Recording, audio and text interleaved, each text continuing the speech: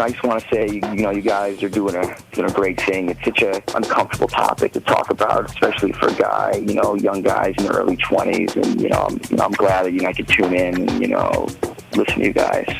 Spencer Kobren's The Bald Truth. Hey guys, welcome to the broadcast. As you can see, we have a special guest in studio tonight, Dr. Ken Anderson, IAHRS accepted member, who has been with our organization, I would say, Ken, 12, 15 years already? That's about right, yeah. Yeah, and also a longtime friend of the Bald Truth. He's been in studio more times, I think, than any other IAHRS member, and I think that's true. I think that's an important distinction because, frankly, these guys just like to be listed on the site. They like to leverage their IAHRS credentials, but a lot of these guys don't really want to be involved and take the time to speak to you guys. And even you, Joe, they don't even want to talk to you. Well, I think it's a lot of fun, to talk to the patients who call in. It's always some really interesting questions. And I know there's a bunch of guys out there who are longtime listeners. And what's up, guys, to those guys in the chat room. It's always a lot of fun. I even join in on the chat room sometimes when I'm just at home. Well, it's funny. I know that, but there was one time when somebody was impersonating you, Wow. Dr. Anderson. And he was saying some pretty crazy stuff. And I'm like, this guy, unless Ken is drinking or something, there's no way. Yeah, exactly. No, that's not.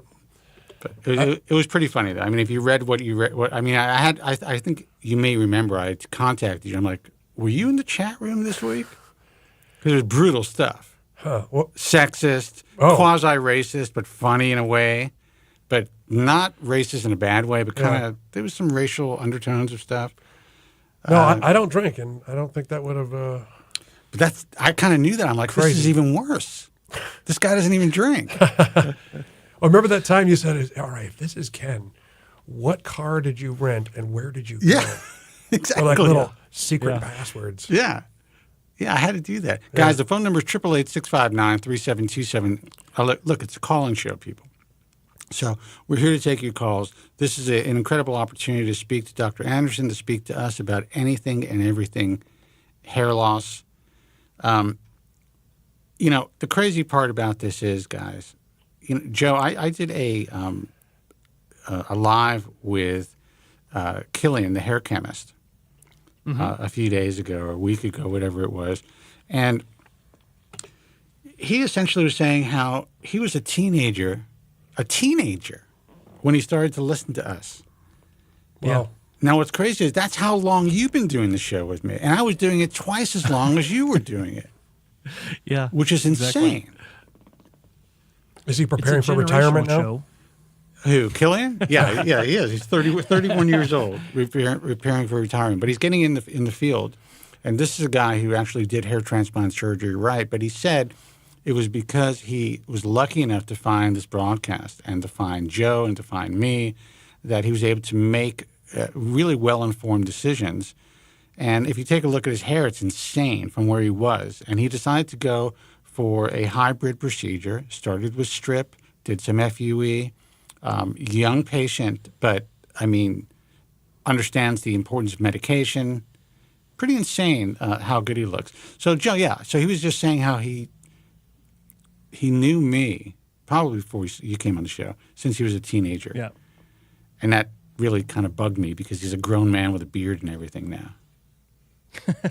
It's funny you mentioned the hybrid procedure.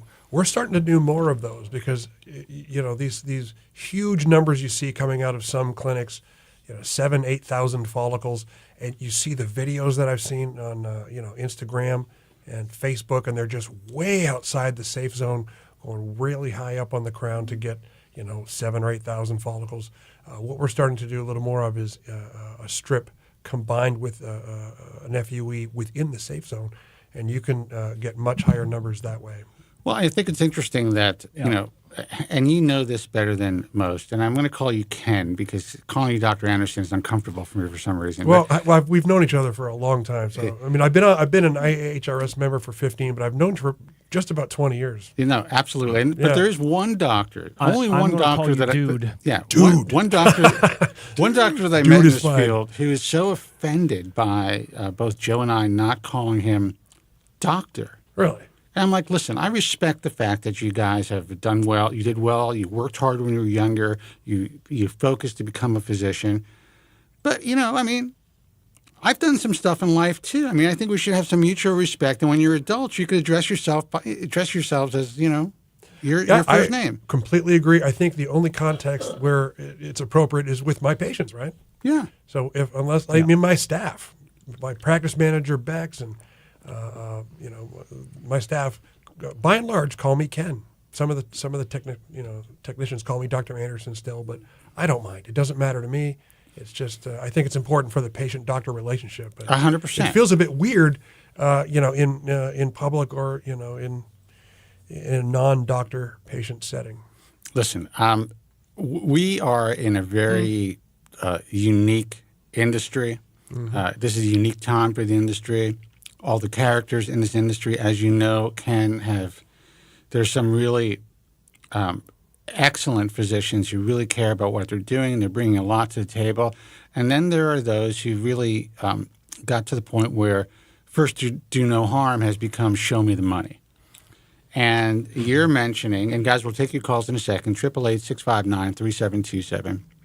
You just mentioned that you're doing hybrid procedures because there's no way to get, and I'm sorry, I say this all the time, and I hope this doesn't sound obnoxious, people. I'm not trying to toot my own horn, but the reality is I essentially introduced FUE surgery to the U.S. and to Europe via the Woods technique, via Ray Woods. And there was only a handful of guys who took it seriously. At the beginning, they didn't. Ken, by the way, worked with somebody who eventually decided to take a chokehold on this thing, write a paper about it, but he didn't really still doesn't in my view, give Ken the credit for performing the first large volume or large graft FUE procedure by hand. Yeah, we called it a mega session at the time. It was the first case report of a mega session, an entire hair transplant surgical procedure performed using just the FUE technique. Wasn't it 1,800 grafts, right? Wasn't that it? 1,901. Yeah, it was crazy. 1901. Near the end there, my fingers were blistering and my back hurt. And I said, I don't want to know, because we were giving me the counts about every 30 minutes. I said, I don't stop with the counts. The goal was to get over 1,500. We could probably use more grafts than that. So I just went until I could not go anymore, and I said, and you know what's wild about that? 1901. What's wild about that is the biggest strip cases at the time were lucky to hit 2,500 grafts. Yeah. Like that was a mega session back then, and so for you to hit 1901 in the first documented FUE hair transplant surgery in North America, as far as for recognition's sake. That was an amazing accomplishment, assuming everything worked out fine and good growth and all that good stuff. That's amazing. And but it was proof positive that it could be done, because there was a lot exactly. There was a lot of speculation that just. But the point is, back then, and this is for all of you young guys out there, that was a large FUE session. That was almost thought to be impossible. But the truth is, if you go past that point, if you double those numbers, then you're dealing with you really have to have a perfect mosaic of extractions to create what looks like a donor that was untouched. And then maybe, to do 3,500, 4,000 FUE grafts for young patients, in my view, I think it really limits the ability to get the most out of your sweet spot and to move the most grafts if you're going to eventually progress to a Norwood 6 or a Norwood 7.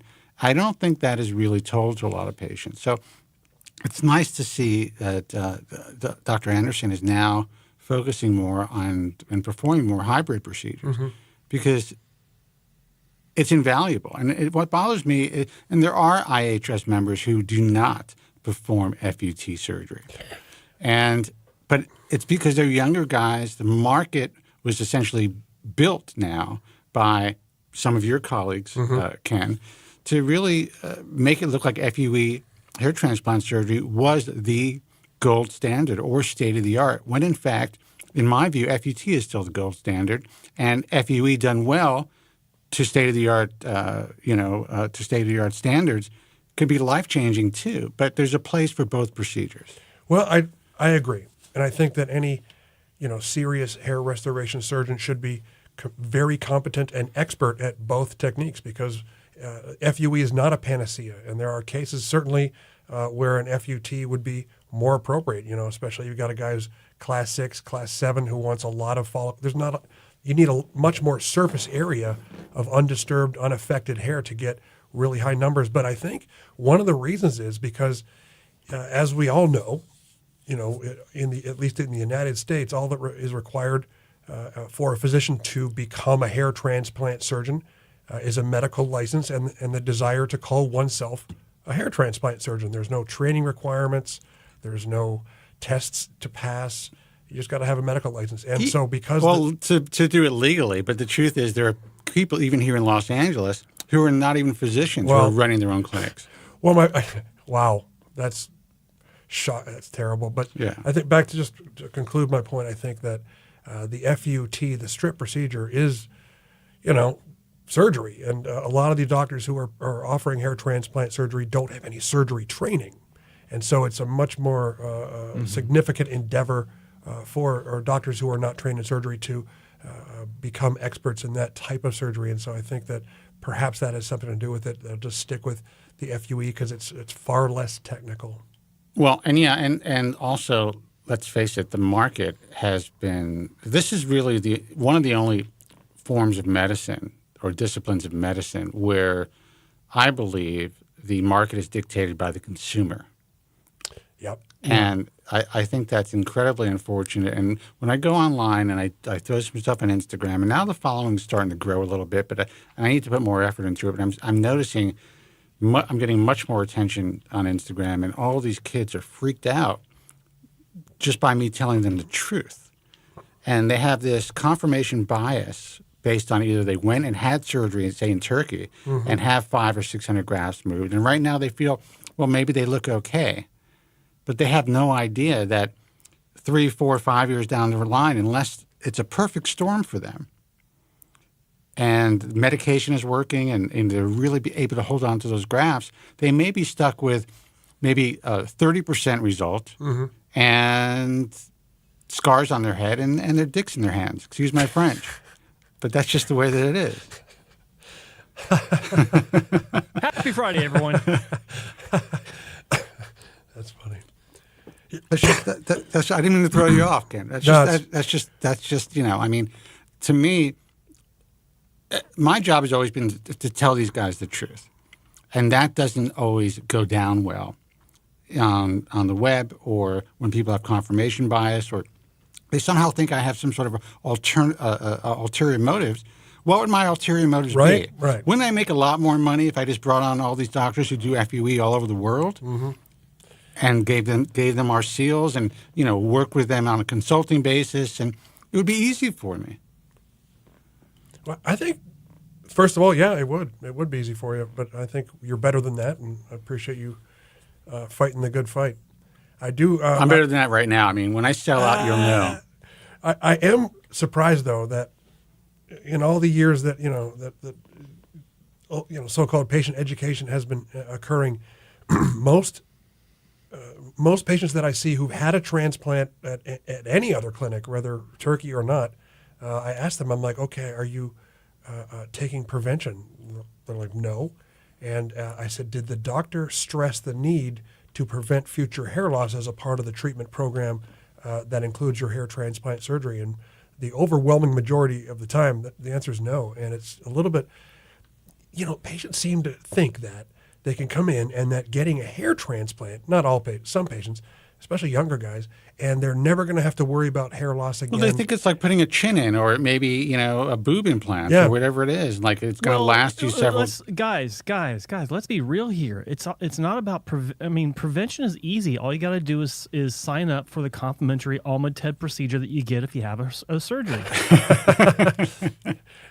Alma-TED is the future, and the future is now.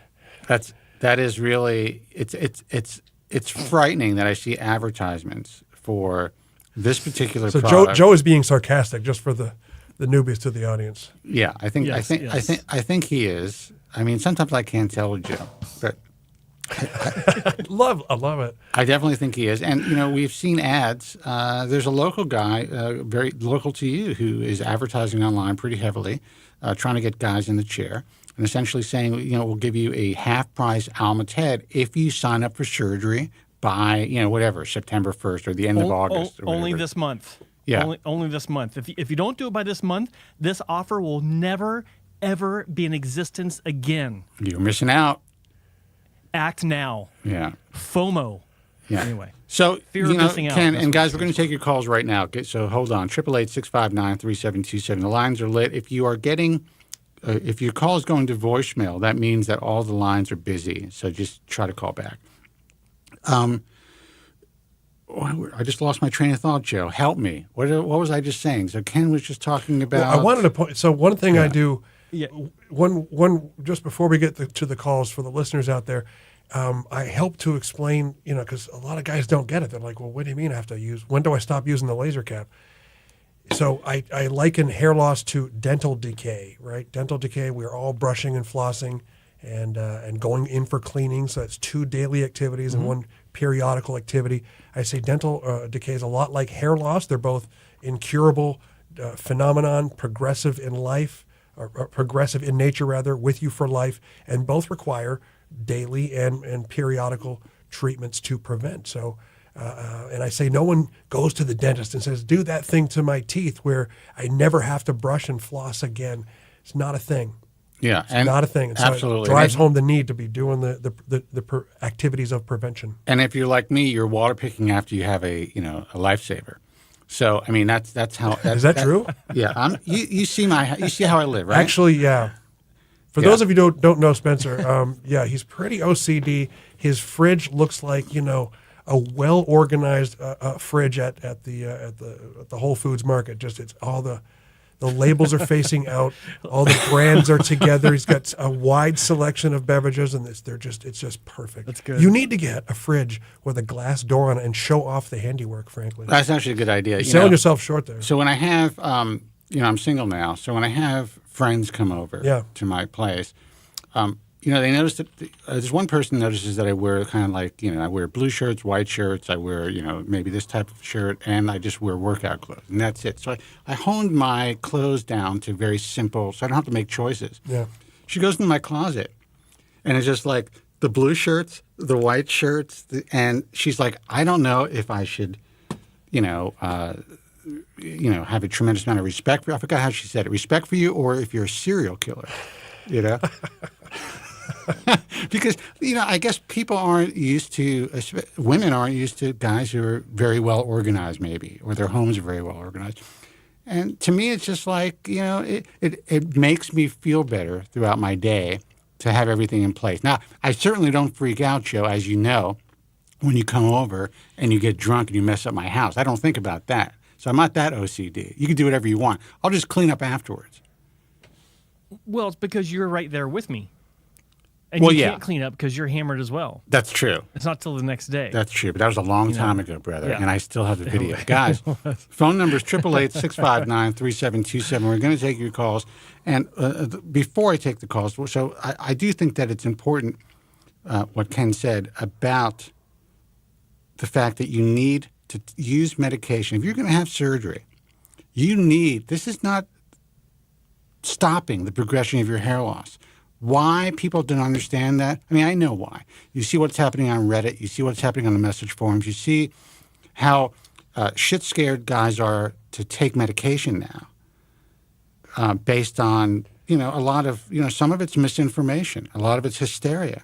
But if you're too concerned, if you're scared to take medication, then hair transplant surgery is probably not on the table unless you're much older or you have a really unique, hair loss situation.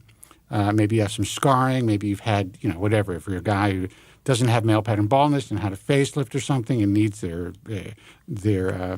sideburns reconstructed or whatever, those are options. Or use the topical medication, I think with something. With Minoxidil, the topical version is as effective as the oral. With finasteride, it's about 80% as effective as the oral medication, but the plasma levels or the amount of finasteride that gets into the blood system when you use it topically is 95% less than when you take the pill orally. And so it's a much safer way to use the medication is to use it topically. Guys, phone number 888-659-3727. I am a fan of topicals. My only problem, Ken, and you will probably know this, is not all compounded medications are created equal. Good point. Yeah. Mm-hmm. Good point. And people don't know that. Yeah. So I always tell people, try to work with a physician that you know well, that understands and works directly with their compounding pharmacy and has patients who have gotten consistent results using this compounded medication. Yeah, I've been working with a pharmacy myself in Atlanta, a little pharmacy. I know the owner personally. The compounded medications are made one bottle at a time for each patient. I don't advertise it. It's not on my website. If you meet with me, we can talk about it. But it's made one bottle at a time with off-the-shelf American drugs, because a lot of the topicals that you see on social media are made with drugs that are manufactured outside the United States. And if they're manufactured outside the USA, they're not held to the very strict FDA manufacturing guidelines and rules, and they're just not as effective. Well, Ken, as you may or may not know, so we started a trusted brand program through the American Hair Loss Association 3 years ago. Okay. We were only able to bring on one, well, actually we're bringing on two, but one company for the nutraceuticals and another company which is basically a startup for their compounded medications. Nice. It's not listed yet. We haven't. I still have to wait for some information to come in once their pharmacy is built. They have their own pharmacy. Oh, wow. But the key is that when other companies applied, and some big companies applied to be a part, companies that people would recognize, once I requested full disclosure, at the very least, I'd like to know where you're getting the actual drug, where you're getting the other raw materials, where everything's being manufactured, how many different compounding pharmacies are manufacturing them, and if you're changing your lots or your medications on consumers, at least give us the information. So if consumers come back to us and say it's not working anymore, we could explain why that may be a possibility.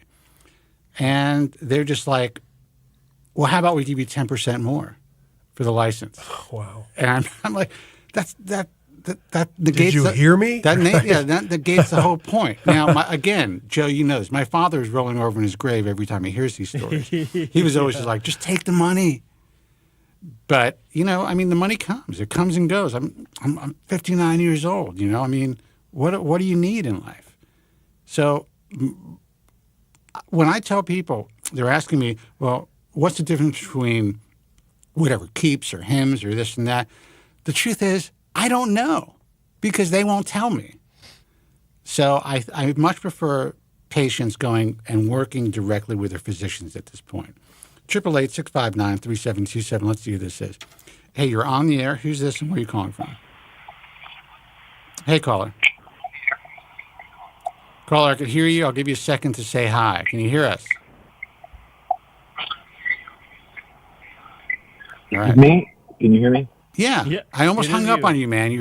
What's up? No, don't. You got to turn down your. Guys, I was going to say radio. You got to turn down your computer. Turn down your phone or your computer, brother. I hear it in the background. I apologize. I have my AirPods on. Oh, AirPods are the worst, man. Take them I have out. my iPad. I apologize. Yeah. Okay. Quick question. Thank you, guys. Joe, Ken, you guys are all. Spencer, you guys are really awesome. So thank you for all that stuff. We are awesome. What can we do for you? Yep. You guys are awesome. I wish I would have found you guys when I had my first procedure. So I'm 44. Okay. Very healthy male. don't really do any type of alcohol or, drug using thing. Just a healthy guy. I'm in the fitness industry. And, I've been trying to figure out who to go to. And, when you go on Reddit and you go on these membership sites, it gets very frustrating because you hear one review and then you hear the other review. And I even tried to contact Joe on Reddit, just kind of like shot in the dark. And I just said, hey, man, I don't know what to do, who to trust. I contacted Eugenics, one of the ones that Joe in the past has recommended. We just talked today. Jesus. Yeah, that's me. That's it. Maybe 2 hours ago, right? Yeah, you have no idea how little time I spend on Reddit now. Because I just want to tell you guys, I do find it amazing that people are going on Reddit for their surgical information. Given I'm learning. Given the reality of what Reddit is, and the types of people who are willing to take the time to run these types of forums, what do you think the ulterior motive is for a lot of these guys? Either they need power, they have a sense of, I don't know. I mean, it gives them some sort of sense of power that they don't have in the real world. Agree. A lot of what goes on is a tremendous, 100% misinformation. It's information that's just regurgitated that they may find online, but these are not people in this field. They don't really know what the F is going on. I compare Reddit experts to the phone operator from back in the day when you could dial 0 and get a regular operator, where they have the control, or they think they do. Yeah. They have this self-inflated or this inflated self-worth because they have the information that you're looking for, or they think they do. And a lot of these people are really terrible people. They're angry, like just upset, lonely dudes. I mean, yeah, I did notice there was quite a bit of anger on Reddit. Agreed. Oh my God! I mean, I'm not gonna. I don't know this for sure, but I think there's a big incel community in the hair loss world on Reddit. So yeah, no, I agree. I agree. But essentially, what it comes down to is, I've been in and out of communication with Eugenics. I actually scheduled a trip in November, right, mid-November, and on one of the Reddits, somebody was saying, the doctors don't even do the procedures anymore. And I'm fairly new to the transplant procedures, but I contacted them today and I said, hey, I'm ready to book a flight, and we went over the pictures and the Zoom. Are the doctors actually doing the procedure? And they got back to me and said, no, it's our technicians, and they're really great. Mm-hmm. And the doctor kind of comes in and gives them a stamp of approval. And right away I was like, oh man, if I would have flown all the way to India and found out that it's not the doctor. All right, so wait a second, Joe, and this is disturbing to me because we've accepted both principles of eugenics into the IAHRS several years ago. And at the time, they were performing the majority of the surgery. I knew they were bringing on some physicians who haven't applied to the IAHRS, and I told them both that if anyone, I have to plug in your camera, Ken. I just lost your picture. Ken's camera just. Yeah. Sorry about that. You know what? I think there was something with the electricity for a second. There you are, Ken. So I essentially told them that if someone comes to you through the IAHRS and we find out that you're not performing the surgery and they entrusted you through the IAHRS, that's going to be a problem. And the response was, oh, no. Anyone who comes through the IAHRS, we work on. So are you telling me that that's not the case? Did you say that you found them through the IAHRS? Or? Yes. I gave them all the information. I even sent Joe screenshots of the conversation, and it was just baffling. And they actually said in the message, well, if the doctor does a procedure, it usually takes about a week-long procedure. And I said, hold on, Ken. I'm sorry. That doesn't even make sense. I'm gonna let Joe take care of this. I'm having a problem with Ken's camera. it keeps going on and off. It's something wrong with the electricity, maybe, or the plug. Go ahead, Joe. Well, yeah. So what I'm confused about, and I just now looked at one of the messages you sent to me. Yeah. What they're saying is that only trained professional doctors do the surgery. And then they go on to explain the way I've looked at this for like 2 seconds, so I haven't looked at everything else.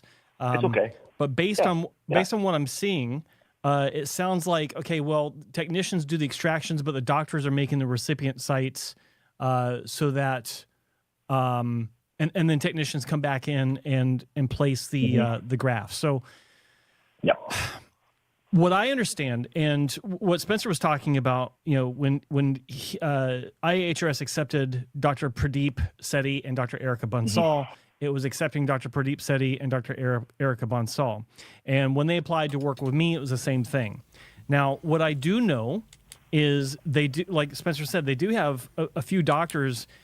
A couple of them actually get quite a bit of exposure online. And from what I've seen, they do find, like, I haven't done a deep dive on them like I did with Dr. Sethi and Dr. Bansal. They seem fine.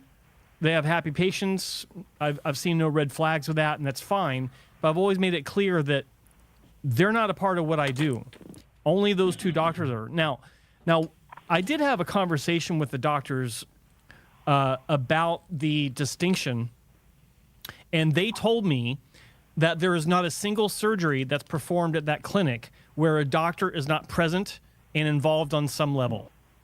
And they have different, and I understand they have different packages where the upper echelon package is where it's, all doctor from beginning to end, you're the patient, and the technicians don't do anything other than place grafts, which is an industry standard. For anyone to say that doctors placing grafts is the way it should be, that's not industry standard. And it never has been, okay? Well, the industry was built. The industry is built with the help of technicians. This is a symphony of. I think it's required. It's required in order to get this Otherwise, done. the grafts would be out of the body forever, and of course, and they would die. So what I saw in the message that you sent me, it doesn't look as bad as what you were talking about, where the technicians are doing some of the work. They're not doing all the work. It's the doctor is coming in and making the recipient sites, which is imperative for angle direction of the placement of the grafts once everything's said and done. That's what dictates, to a large degree, the naturalness of the result. There's also the refinement of the grafts and knowing which grafts to go where and other factors. But it seems pretty straightforward from what you've shared with me. Now, again, that's a 2-second dive on what you're talking about. Same. But I'm not seeing anything that stands out as being particularly bad. Okay. Yeah, and again, nothing. I'm new to the whole, technician and doctor procedure. I was just worried because India it's not where Dr. Ken is located in Atlanta, correct? So it's I'm going across the country. Yeah, so can I ask you a question about that? So where are you from? So I'm actually from like the West Los Angeles area, like Santa Monica. He's from Peachtree City. Yeah. Well, no, my point is that no one goes to India for open heart surgery. I mean, no, I agree. No one's going there to have their cancer removed. I knew this question was going to come up. But it seems it's curious to me. I mean, hair transplant surgery was invented in the United States, perfected, 100%. and we've got a lot of highly accomplished, fully trained, accredited, board-certified surgeons in the USA. But there seems to be this, like even guys on my hockey team. I play competitive hockey, and we were out afterwards, and they said, I guess Turkey's the epicenter for hair transplant. I was like, wow. Well, they've done a great job marketing that, but they've got a lot of people convinced that flying to Turkey or flying to India is somehow. Agree. Not just a lot of people, also doctors. Dr. Terry DeBrow from Billionaires. Botched. Yeah, from Botched recently said something on the air that Turkey's the place to go for hair transplant surgery. They really got it down, and it's cheap. And what's the worst thing that can happen with a hair transplant? It's not like you're going to die. Yeah. Well, Terry, I got some news for you. people do die, Yep. and they're fucked up for life because of Yeah. these things. Now, Well, it's this funny you happens said to that. be an exceptional clinic. They've done an incredible job. But I got to tell you, man, I am getting a little bit more concerned about the way they are growing and in the manner in which they're starting to, just churn out these surgeries. At the beginning, these were just, two really interesting, kind of like really, they really loved and valued this difficult and nuanced and elegant procedure, and they wanted to be really good at it, and they were. And I got the thumbs up from everybody to bring them on board. Now they are just, they have a huge building. It's like it's the biggest place in India. Everyone's talking about them. Now, granted, they're churning out a lot of excellent work, and they're providing hope for some of the hopeless out there who don't have the money, guys who really needed significant repair. We know Adrian from Melbourne. He's well known through the show. He was repaired by Dr. Sethi and the clinic. But I can't speak to what the technicians are doing, Joe, and I'm a little disturbed by hearing this, to tell you the truth. Now, Joe's right.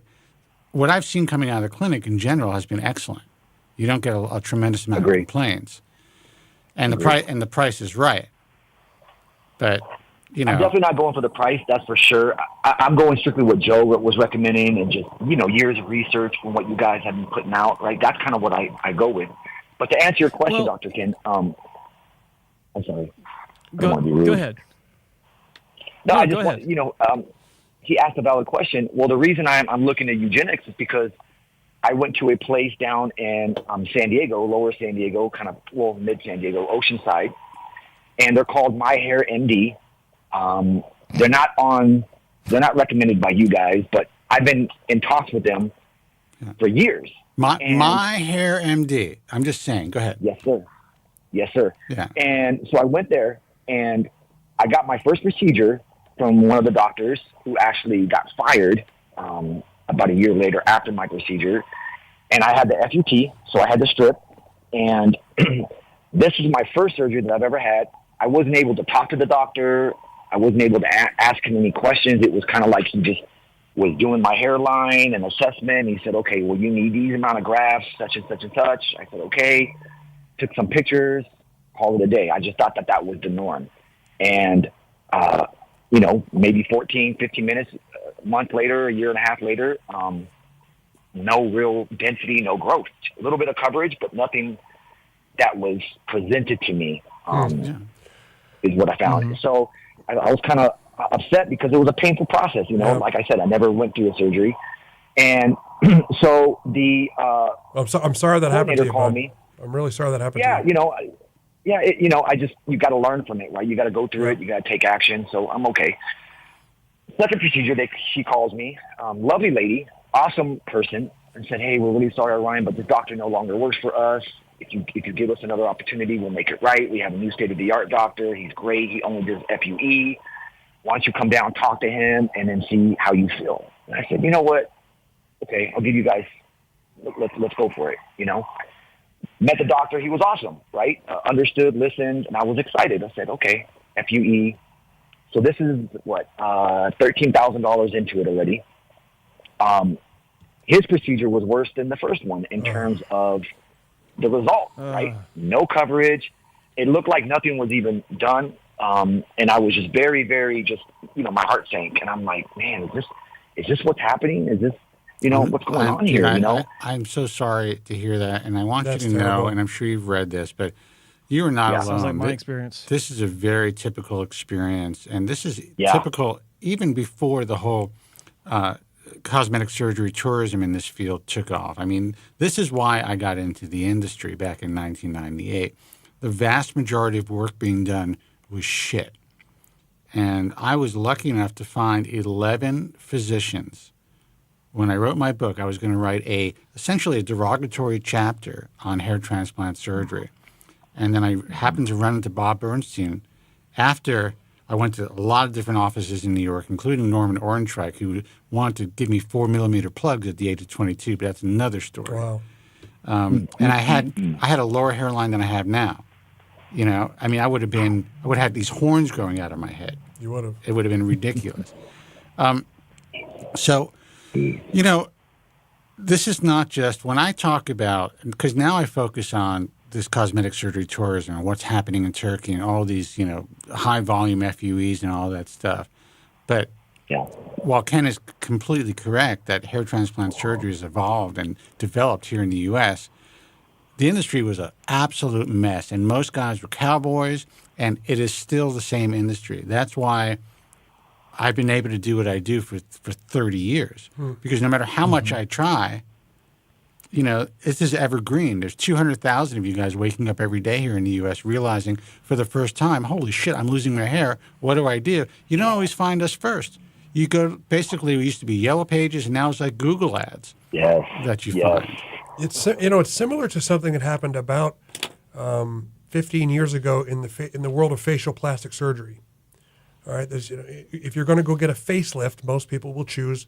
And I know about this. I'm a board-certified facial plastic surgeon, so I was intimately involved when I was working with Emory University as their hair restoration specialist in 2008 and 9 and 10. In there was this the doctor I was working with, who was the chief of facial plastic surgery for Emory, was reviewing a case. And I'm not sure if you've heard of the company was called Lifestyle Lift. And it was I have, Brady. Yeah, it's just this sort of generic name about, you know, a facelift. And it was, you know, they did facelifts. The doctors that worked there maybe, you know, did not have their own practices, and they got in, you know, I don't know many specifics, but I know that the specific case he was looking at, you know, it was a terrible outcome, unfortunately. And I don't know. I think just what I've seen over the past 20 years in hair restoration surgery is these clinics with generic names like Hair MD, whatever. Agree. And they're hiring, you know, I'm not sure who they're hiring. And I think you've experienced that. Sounds like twice now. And, you know, to those who are just listening for the first time, you know, there are many doctors out there whose names are on the front door of the building and who've, you know, have legitimate track records of success in the specialty and are well trained. You could ask, you know, who did you train with? I could tell you who they're hiring, and I'm going to be completely blunt. They're hiring people who have dropped out of medicine, who have failed at their own practices, or who are tired of working for hospitals, or tired of the insurance, you know, dealing with insurance companies, who don't have the wherewithal to start their own practice, who, you know, answer an ad, essentially, from these companies who are saying, we're willing to train you. You just have to be an MD or a DO. There's an ad in the International Society of Hair Restoration Surgery, the IAHRS, has a journal that comes out once every other month. It's called The Forum. And if you look in the back there are classified ads for, you know, any MD, you know, we will train you. And they're for, you know, one of these larger chains, if you will. Sure. And, you know, what kind of results they've got, you know, legendary salesmen. They've got guys who've been, you know, in the hair restoration surgery sales business for years. But the doctor, in a lot of these instances, can be relatively new and just looking to sort of cash out before they retire. I agree with you, Spencer, on that. And there's plenty of guys. There are some guys who end up going to these chain clinics who have been in the industry for a long time. And they just get tired and they want to make $300,000 or $400,000 a year without doing much. So they'll end up joining these clinics. So there are some skilled doctors with experience, but then you also have to rely on their teams. And half the time, there's so much turnover in the teams. The teams suck. That's true. So, you know, we're going on basically for our listeners. But, you know, what you went through, no one should have to go through. And I'm sorry. And I certainly understand why you would be a little gun shy now, especially when you're traveling across the world. And I don't want to travel. You know, that's the whole thing. I'm a big believer, you know, support the country. You know, we have, like Dr. Ken said, we have great doctors here. You know, that's what I want to do. You're in Santa Monica, right? Like Beverly Hills, Century City, Santa Monica. I want to say. So I actually saw Dr. What is his name, Beeman, I think, or Bayman. Benham. Sean Benham. I'm sorry.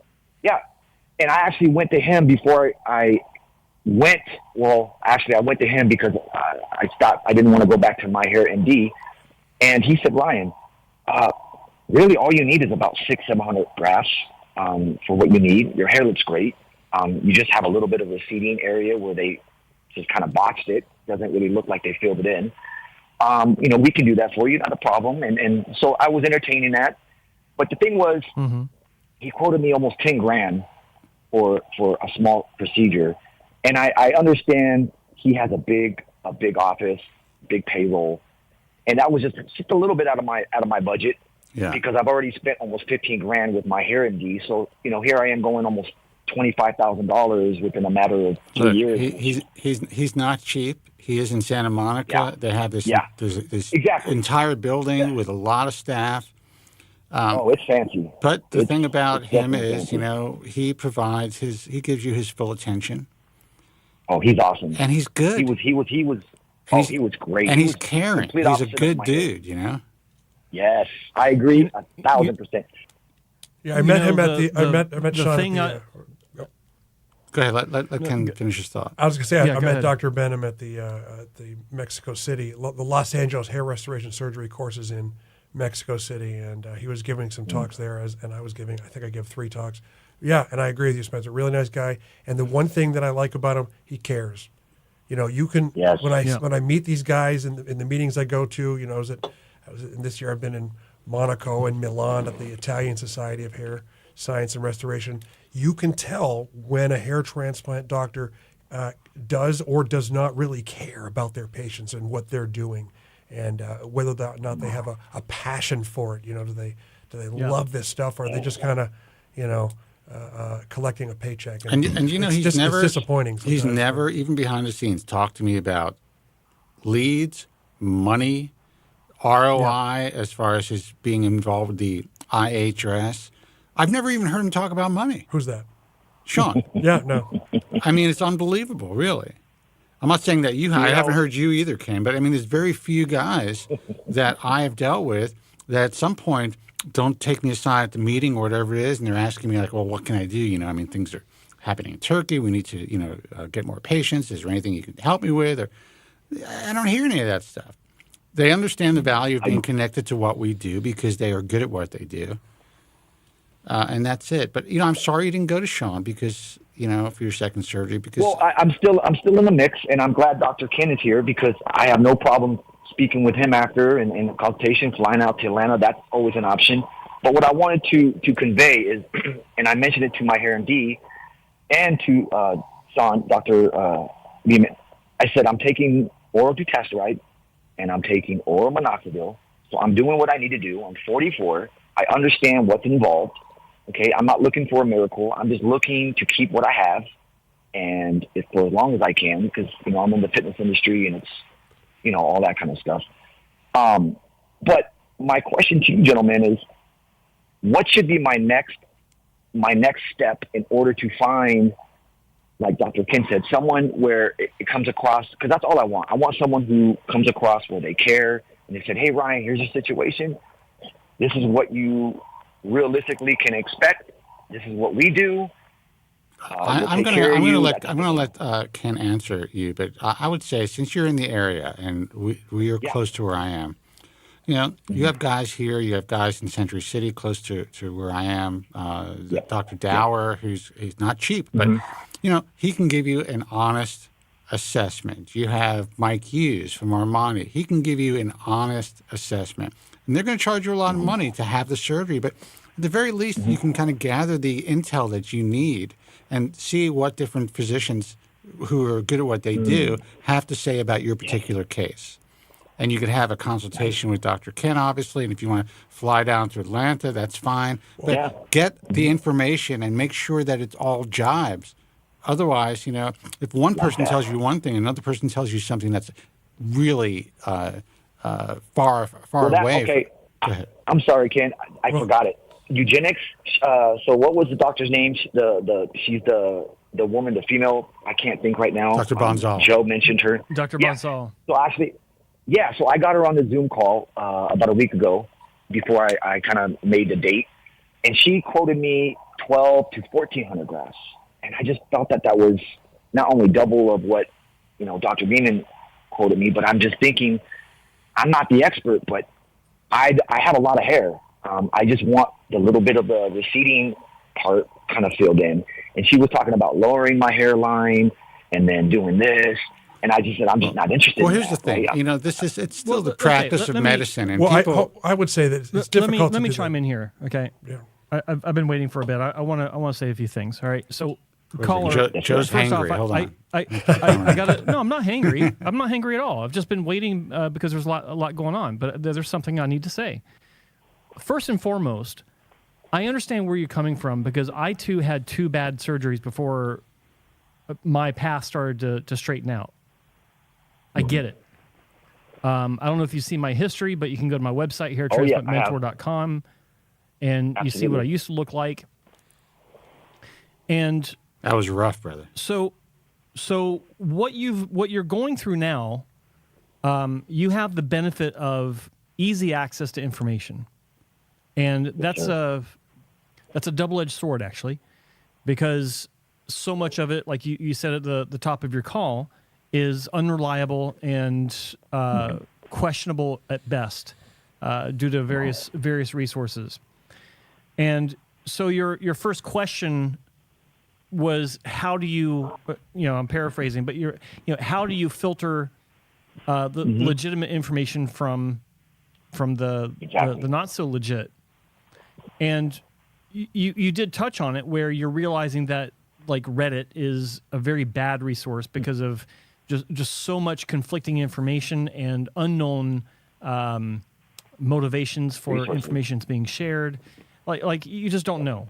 And I understand the value of it to a degree, but overall it's not high on the totem pole.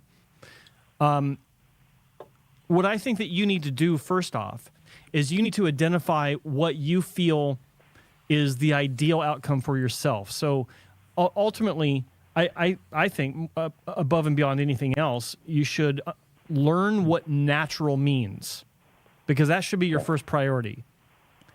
Growth is one issue, but sometimes patients regret that their hair transplant grew so well because it looks like dog shit. Right? So if you go to or when you go to another surgeon, and it grows out, really well, your number one concern should be, how does it look? Is it natural? Is the hairline placement believable? Is it what people would expect to find on your head if it was just Mother Nature that put it there? Things like that, and that takes time. And you've gone down the right road where you're looking at clinics that have validation by people that their names, you see their faces, such as myself and Spencer and what have you. Because, we're here right in front of you, and we're accountable for what we say. Absolutely. Right? Anonymous people aren't. So I'm not saying trust us 100%. I'm not even saying trust us, but there is a certain. I'll go even further. Don't have to what we surgery do. if you don't need it, brother. That's how I feel about it. Yeah. I agree. Well, we're getting there. We're getting there. But the thing about you saying, you don't even want to travel, but you're going to eugenics because I recommended them. Never go to any place because I or anyone else recommends some place.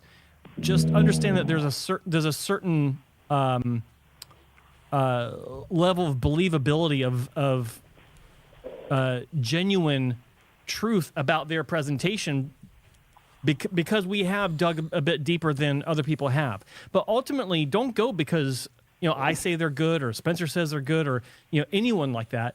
You need to go to someone that meets your criteria, and you need to take some time to learn what your criteria is, because you might not completely understand what that is. Okay? Take your time with this. Very fair. I've Don't got rush into it. I've got a few things you can ask the don't- surgeon. But I agree, Joe. Those are good points, man. Yeah. But surgeons or hair transplant doctors are just people, right? There's nothing who went to medical school and for some reason or other are now soliciting for hair transplant surgery. So you can meet with these people, see if you like them, see if you want to talk to them.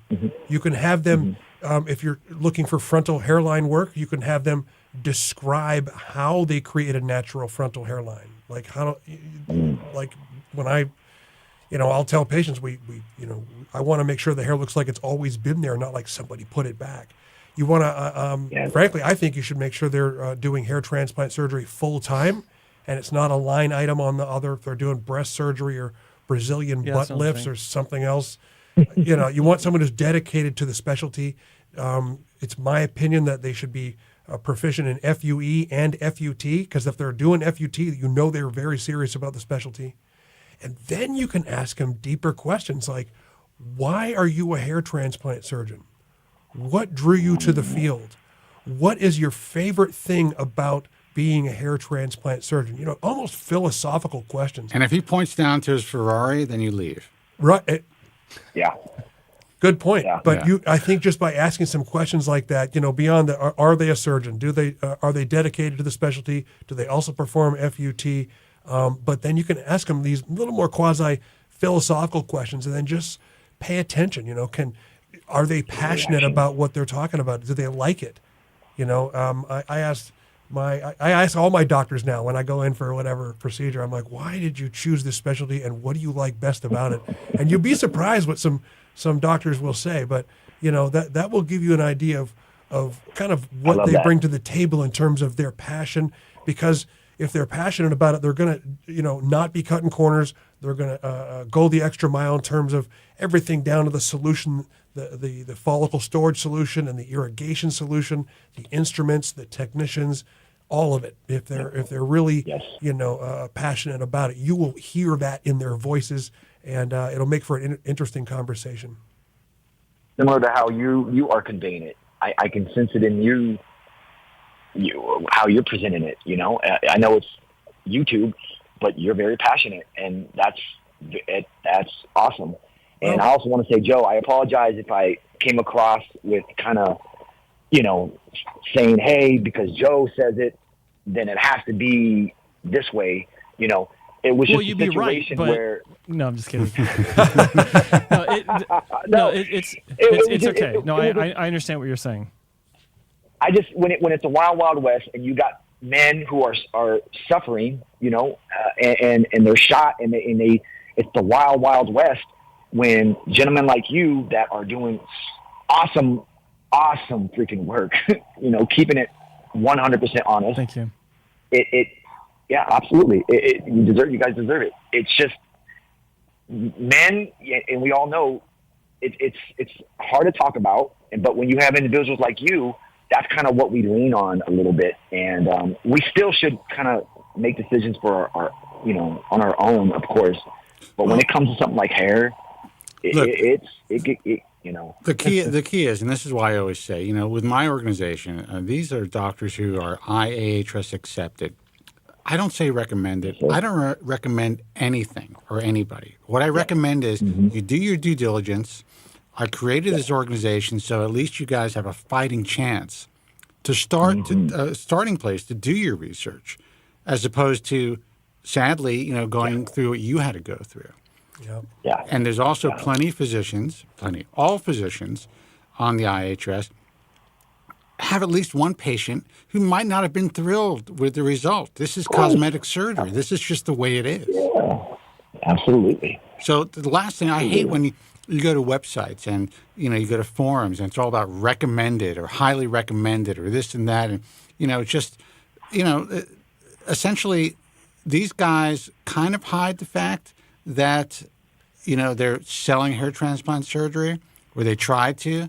But if you really look at it, this is what these companies or this is what these websites are doing. And I'm going to tell a very short story, but there's a guy who was running a Reddit forum not too long ago, or he was involved with the Reddit forum. He was botched, and I think I told the story on the air, by someone. He was like a really sick dude. He was providing recommendations for a particular surgeon because he felt, for whatever reason, and this is a sickness online, that if he was screwed up, he wanted other people to be screwed up too. Wow. And that's a true story. And it came out. And if I were to tell you I couldn't believe that's unbelievable, I would say I'd certainly believe it. Dealing with the people I've dealt with over the last 30 years in this field, and even the consumers and the patients, there's a lot of sick fucks out there. Agree. Wow. So, listen, you're in the right place, at least to start to do your research to hopefully get to a place where if you do move forward with surgery, that you're going to be in the best hands possible. Then it's up to your physiology and God, and God for, my voice just cracked like I'm 13, and God for things to come out right. But less is always more, in my view, especially when you're dealing with a repair surgery. Yeah. So, yeah, I mean, listen, Dr. Ken's here. I'm sure he'll speak to you at some point, So, Well, sure, you could, but Absolutely. But just in your situation where you've had a couple of transplants, obviously, your donor bank has been reduced. So just like we were talking about at the very beginning of the show, prevention in the long run is going to be your friend. It really is. And 10, 15 years from now, whether or not you take that seriously and now will make a big, big difference. So Look, follow your doctor's recommendation. I've avoided surgery. I will paint the back of my head. I'll comb my hair over, grow it long, whatever it is. But I'm almost 60, brother. If I decide to get surgery tomorrow, I'm in a much better position than if I would have, possibly lost my hair to shock loss or been scarred or whatever, So, I mean, it's easier for me to talk about a comb over and stuff because this is what I do. So I'm just very open about it. It doesn't really affect me in that way. Like I think a lot of guys would be affected. But, I understand you're in the fitness industry. You're obviously here in L.A. I'm sure you look great. Looks are very important here in Los Angeles. So I understand why you're so particular and you want to, make sure that you have the best head of hair you can. But after two procedures, you really only have one chance, in my view, if you're going to have another surgery, to get it done right. Yes, sir. All right, brother. Well, listen, if you need anything else, we're here for you. Appreciate you guys. You guys are awesome. Keep doing it. Fully support. Rock on. Good talking with you. Thank you for sharing. Take care, Take care, buddy. Thank you, guys. You too. Phone number is 888-659-3727. You're very passionate there, Joseph. Yeah, I feel for him, man. It's like, sometimes when these guys call in, they're talking about their, not one bad surgery, but two bad surgeries. That kind of takes me back sometimes. Like it really, sometimes it really resonates with me, and it's amazing that it happened here in Southern California. It's amazing that it happened here. There's a guy from, he said, Beverly Hills, Century City area, which is where we are. Joe, when you heard that, did that bring up feelings in your from the past? And can you tell us about that? How did you feel after the first couple of dalliances with hair transplant surgeons that you had?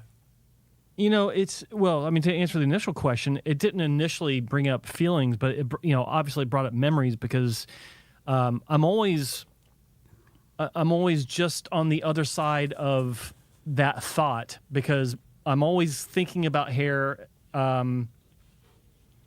Not always thinking about it, but it's always just out of reach of my thought process because it's so easy for it to come back into my thought process by a lot of things that trigger it.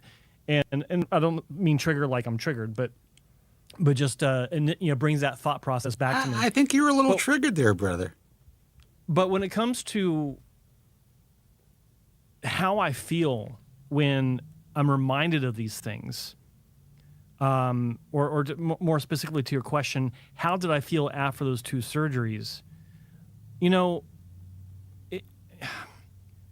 digging deep here, but the way that I felt after the first surgery, I still had a lot of hair because the surgeon did not place, I didn't have any bald spots. I was still Norwood 2, and he placed the grafts into my existing hairline behind the frontal hairline, actually, with the explanation that I'll grow into it as I recede, and it'll be my new hairline as I get older. But then after that didn't happen, I just remember being disappointed, but not knowing really why. It's just I was losing my hair and it's starting to show through, and it was starting to be pluggy. So the second surgery, that's when I realized that after the outcome that there was something wrong, and I chalked it up to just not making the right decision. I blame myself. I didn't blame the doctor. I blame myself for making the decision. And I suffered in silence for the next 9 years as I continued to lose my hair. By the time I was 25, I was a Norwood 4A, but I had, this, ant leg hairline sticking out. And by the time I was 31, I was almost a Norwood 7. And so, I just kind of accepted it. Like, that was my fate. And I would be reminded about it every once in a while. I'd be in some sort of discussion, and people would not look at me in the eye when I'm talking to them. They would be looking at my hairline. Or I'd be in some sort of argument with someone, and they'd throw my pluggy hairline in my face as a way to win the argument. It wasn't fun. It wasn't fun. Well, I was going to say, try being a 27-year-old painting the back of his head, but you know what? You were in a lot worse position than I was. I'll tell you that, because you were fucked up, man. I think thanks for sharing, Joe. That doesn't sound like a lot of fun. What kind of employment did you have at the time? Well, and how did that get affected with that? Yeah, well, it wasn't one of those cases where I refused job promotions because I couldn't wear a hat. Yeah, I just wasn't getting job promotions because I was a loser. No, just kidding. I was always in the I was in the restaurant business for a very long time. Yeah, relatively speaking, for my age, but it was not like Taco Bell or something like that. It was higher end. Almost like a tuxedo style outfit you're wearing. TGI Fridays and places like that. Yeah. Yeah, exactly. all the flair, right? The flair. But no, I was in management in some of these places, and then I also had some early stints in the medical industry and physical therapy. I worked in a burn unit and helping patients with their debriding treatments and hot tubs and stuff like that. So I couldn't wear a hat, and so there's no hiding it. Yeah, and even at work, I mean, people would be, looking at my hairline instead of my eyeballs. So it didn't really affect my day-to-day job, like as far as the types of jobs I would take. Yeah. But it did leave me in positions of being self-conscious. Like I couldn't hide under a hat at any time. So it was rough. Well, I appreciate you sharing. Yeah, that sounds like it would be personally difficult. Well, and that's when you think about it, and guys, we'll take your calls in a second. Joe is just one of the countless walking wounded of this industry. And it is made, I would say that some of your colleagues, and maybe in the IAHRS, for instance, they make it out as though this is a new phenomenon based on what's happening overseas. This is not a new phenomenon. This has been the industry from the inception of the industry. Yeah. And some of the biggest players, the biggest names, the guys that wrote the textbooks, did some of the most damage to human beings in this field. When I was asked to write a chapter for Ron Shapiro's, Ron Shapiro's textbook, I paused for a second. I was like, do I really want to be a part of this? Now, while it was, I guess, as a layman, it's nice to have the opportunity to write a chapter in a medical textbook.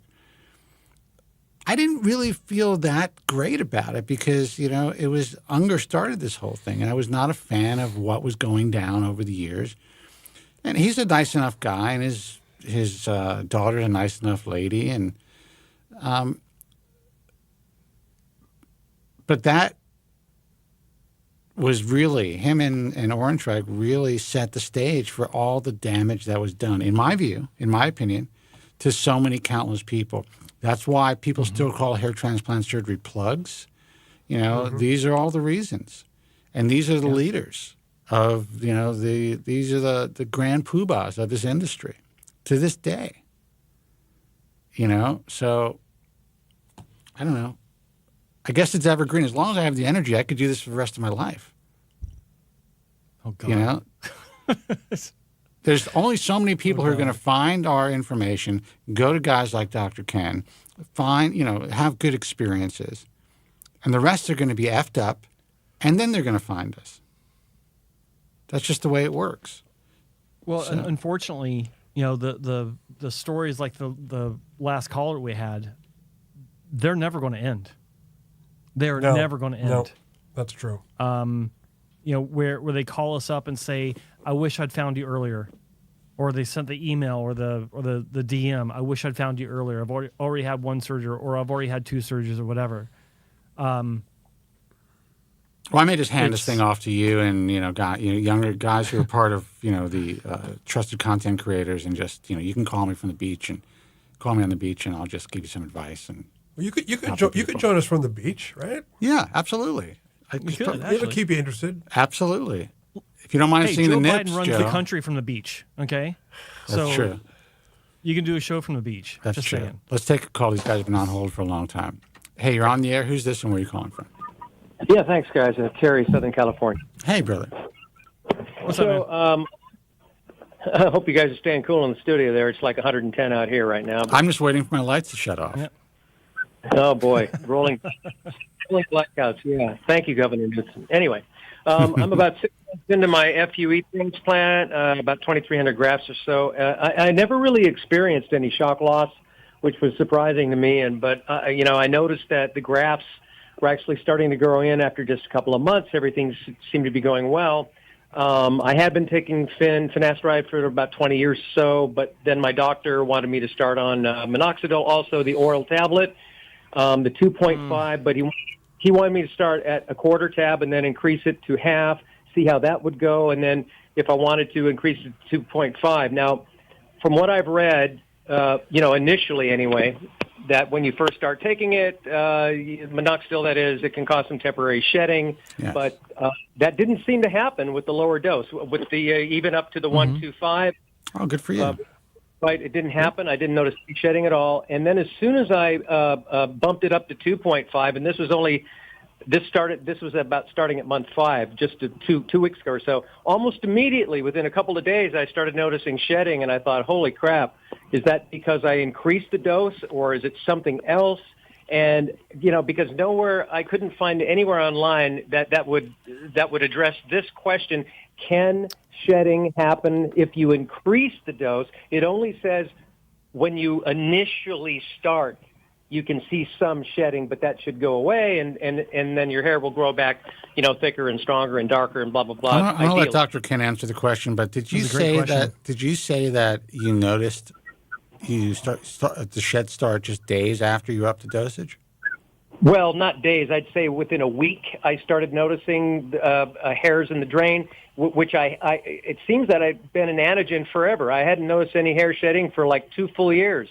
Everything seemed to be going great. Every time I take a shower, I look down at the drain, not a single hair, maybe 1 or 2. And I know that up to 100 a day is normal, but I wasn't even getting half that. But now, since upping it to 2.5, I noticed that the shedding has started. And should I be concerned about that? Should I go back to 1.25, or should I just stick it out and expect this to be the norm? And then, once my body adjusts to it, the shedded hair will come back. Dr. Anderson? Well, Terry, thank you very much for that question. Very interesting. Sure. I want to just preface my comments by reminding everybody I'm not your doctor, so this is not direct medical advice to you, whatever I say next. I would say that I don't know that anybody has looked directly at that specific question. Does it increasing the dose, can it cause that? But my professional opinion is that, yeah, I do think that the increase in the dose, given the timing, it was a week or so after, it could have resulted in some shedding. But if it's anything like, and just for patients out there, if you're starting Minoxidil, sometimes this can happen. There'll be a brief shed. Usually it starts a week or two after you start the medication. It will be self-limited, but it just actually is an indication that it is working. The hairs that are shed will come back.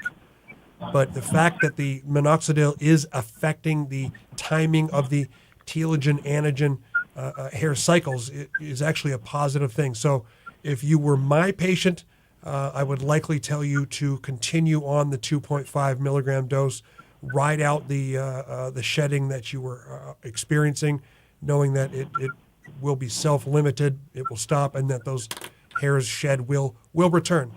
So those are my thoughts about that. But that's a great question, Terry. Thank you for calling in with that. Yeah, that makes me feel better at least. So I think I will stay with it. I just thought, well, maybe I should go back to 125, but I didn't notice any appreciable gains. No shedding, no appreciable gains, no real difference with the 125. Only when I started 2.5 did I notice the shedding begin. Okay. Well, you know what? You brought up a really good point there, and I want to just talk about this for a second. A lot of my patients, especially the younger guys, but really all of them, at some point when they'll come in, they say, I used this laser cap for 6 months. I didn't see anything, so I stopped using it. Or I used the Minoxidil for X number of months. I didn't see anything, and they stopped using it. And that's, going back to my analogy earlier, if using the dental decay analogy, if you're brushing your teeth, you don't see anything, you don't stop brushing your teeth. It's really what we're expecting from these non-surgical treatments at a minimum is to dramatically slow down or appear to stop the progression of hair loss. So these therapies like finasteride, minoxidil, photobiomodulation with laser caps, which is FDA cleared to treat male and female pattern loss. I think what we're expecting at a minimum is no change. And so just like when you go to the dentist after a year, there's been zero change, you get a gold star. Know that it's working. And then if you get some hair regrowth, like I know that you would like to see with the 2.5 milligram dose, that would be a really nice bonus. But just understand that, when your doctor's putting you on these non-surgical things, like I've mentioned, at a minimum, what we're hoping and expecting is to slow down and or stop the progression. Not really, oftentimes the hope and goal is not to regrow the hair, except in certain cases, as which your doctor will review your case individually. Typically, these are younger people whose hair loss has just started. I mean, within the last 6 months or so. A lot of times with a non-surgical therapy, that hair will return, but it may not. It may not. All right, brother. All right. Well, I appreciate your insights and your wisdom, and I think I'll stay on the 2.5 and ride it out and hope for the best. I think that's a good idea. Very good. I mean, again, I'm not a doctor, but since you already started it and you're seeing some changes happen, writing it out is probably the best advice and the best thing to do. So maybe can you repeat how long it's been since your surgery? Yeah, March 18th. So almost 6 months this month. Okay. Why did your doctor recommend that you add more a different medication to your routine? Was there some? And forgive me if you already said, but was there some sort of concern about growth or recovery? Initially, you mean when I had the transplant? No. When your doctor recommended that you start taking more medication, when he started recommending the Minoxidil, at what point was that in your recovery, and why was it recommended at that point? I started taking Minoxidil concurrent with the transplant the very next day. Okay. I'm sorry. I thought you said. I'm sorry. I thought you said that there was a new medication introduced not long after surgery. So I guess I misunderstood. Oh, no, I don't. I did mention that I had been already taking finasteride for the past 20 years, and he thought just adding Minoxidil would be a good protocol to kind of give me the best advantage. Other people do the PRP or the other things, but he thought the Minoxidil, just increases the blood flow to the scalp and all that kind of thing. Whereas the finasteride, I guess that kind of blocks the DHT or DHT or whatever. And that had seemed to have arrested any further hair loss or at least slowed it down dramatically. So he thought maybe the Minoxidil would just another little tool in the arsenal to help the hair grow. All right, brother. Well, I think that, look, you're on the medication. You've been on it for a while.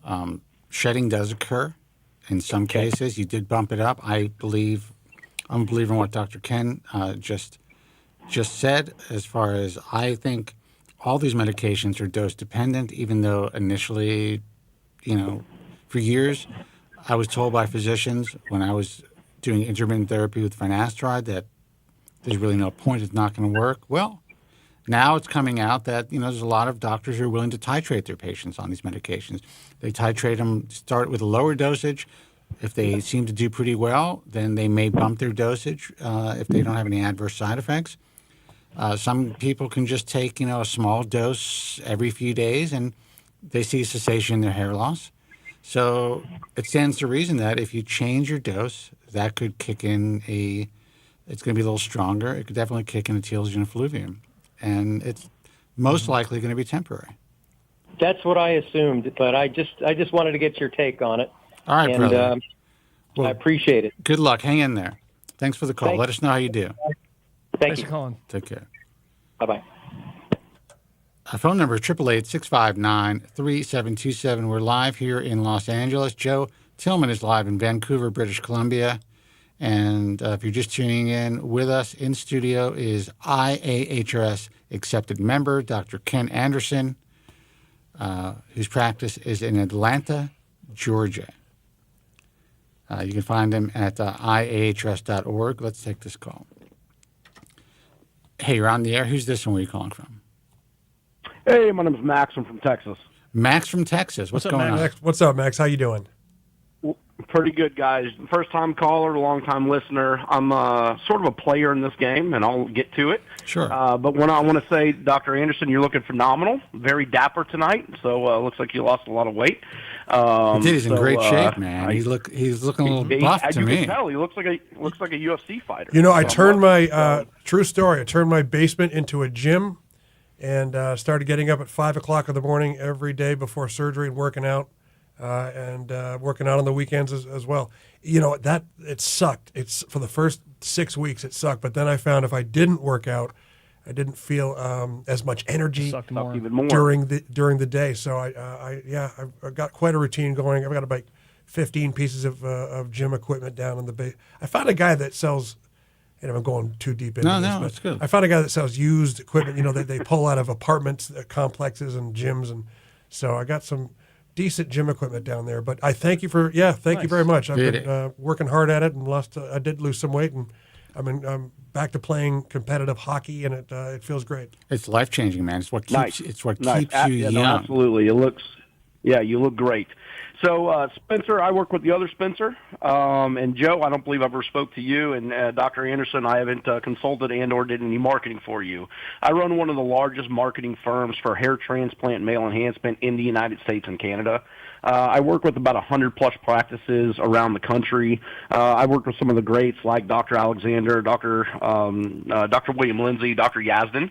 But I do get a lot of new clients that are buying these robots, if you may. And so, I've experienced. Well, what do you do? What do you do in the industry? Oh, I'm a digital marketer. So. Yeah, so these guys that are searching for hair transplants on Google, on Reddit, wherever, any type of geo area, we have a very long reach, throughout the industry, and like I said, in the United States. And I've been doing this for about 10 years now. Specifically, I did hair for about 7, and then, like I said, we got into male enhancement about 3 years ago. You say male enhancement, you mean putting filler into people's dicks? Or do you mean hormone replacement? That's exactly it. Really? No, the filler. Jesus Christ, man. Well, I'm not going to believe. Listen, you're just marketing someone's practice, but these guys are. You that's the last thing you want to put into your piece, my man. Well, like I said, you got to love it now that they're packaging deals with hair transplant and male enhancement. So I know you guys would love that. I'm sorry. Wow. Yeah. So at least you're working with a couple of good doctors. So good for you. Yeah. Oh, absolutely. No, I love Alexander. Been with them for a long time. Been with Dr. Lindsay for a long time. Dr. Yazdan, Dr. Yaz for a long time. Yeah. I've consulted for Bauman, for Bowden as well. I believe all these guys are IAHRS. They are. Doctors. Nice. But you got to let me know. If these guys are starting to inject filler into people's pieces, you let me know. Because... No. Yeah, no, sir. No, sir. These guys are strictly hair. These are my strictly hair practices. But I wanted to bring up 2 points, that I've seen this year. Obviously, a hard economic year, an election year, it makes things difficult. The majority of my practices are about average. They're sort of treading water, no stellar years, things like that. But what I've seen across the market, especially with my clients and other competitors, is that the cost per graft is going down and down and down and down. So we got some, a lot of these people that are getting into the bottom feeding sections of $2, $3, $4 a graft, and it's a joke. And it's really made me rethink of, do I want to continue doing this, because I'm basically plugging, people that are searching on Google into these doctors. And, like I said, this is the first year that I've really rethink, my life purpose, if you may, and just would switch over to male enhancement. So that's number one. I mean, what do you do? You may want to rethink that one too, my friend, but go ahead. Yeah, no, we'll get to that. Like I said, but a lot of these doctors that I've rattled off that I've worked for, they're more expensive than everybody. Right. They're charging upwards of $8, $9, $10, $11, $12 a graft. They can. What do these guys? Absolutely. No, you're absolutely right. But what do these guys do that are listening tonight, that are in this chat?